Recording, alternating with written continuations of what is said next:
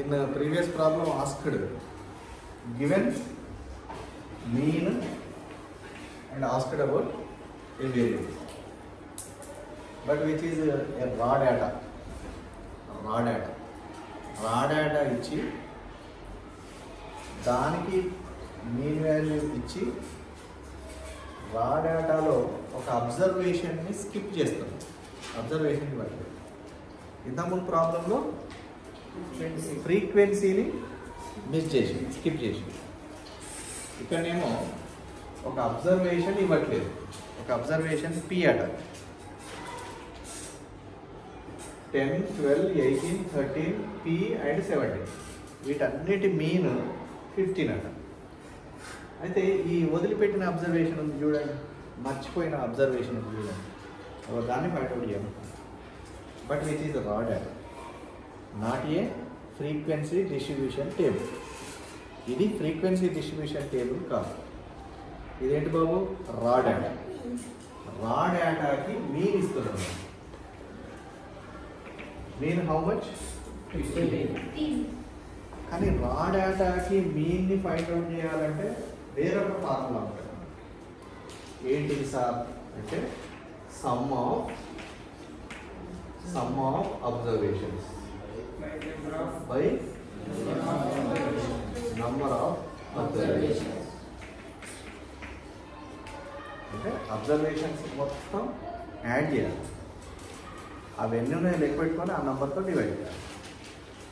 Some of observations అంటే meaning x1 plus x2 plus etcetera xn by n is equal to 15. Given అబ్జర్వేషన్స్ని మనం x1, x2 etcetera అనుకుంటాం. First observation is 10, next one 12, 18, 13, then p. We don't know about p. Unknown value కదా, అట్లే రాస్తాం. 17. Now count them. వాటన్నిటిని count చేయండి. 1, 2, 3, 4, 5, 6 divided by 6, which is 15. Okay. Here we don't know about p. That's why add constants. Constants అన్నిటిని add ఒక దగ్గర add చేసి ఒక దగ్గర రాయాలి. See, add these first. 30. Very good. Add these.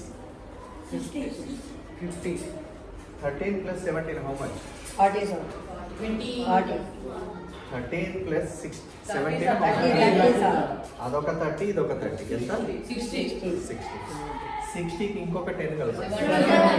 ఇట్లా యాడ్ చేయడం ఈజీ లేదా? ఇది ఒక 30, ఇది ఒక 30, 60. 60 ప్లస్ 10 70 ప్లస్ పి. మనకు పి అంటే తెలియదు కదా, పిని రాస్తాం. ఇప్పుడు డినామినేటర్లో ఉంది కదా 6, రైట్ సైడ్ తీసుకెళ్ళాలి, మల్టిప్లై చేయాలి. ఇంతకుముందు క్రాస్ మల్టిప్లై చేసినాం కదా, ఇక్కడ కూడా indirectly cross multiply. 6, 15 90. Okay, 9. Very good. ఇప్పుడు ఎడ్ సైడ్ పెద్దగా ఉంది, ఎడ్ సైడ్ చిన్నగా ఉంది అనేది థింక్ చేయాలి. 70 plus B. 70 is less than 90. 19 ఎట్లా రాయొచ్చు? Very good. 70 ప్లస్ 20.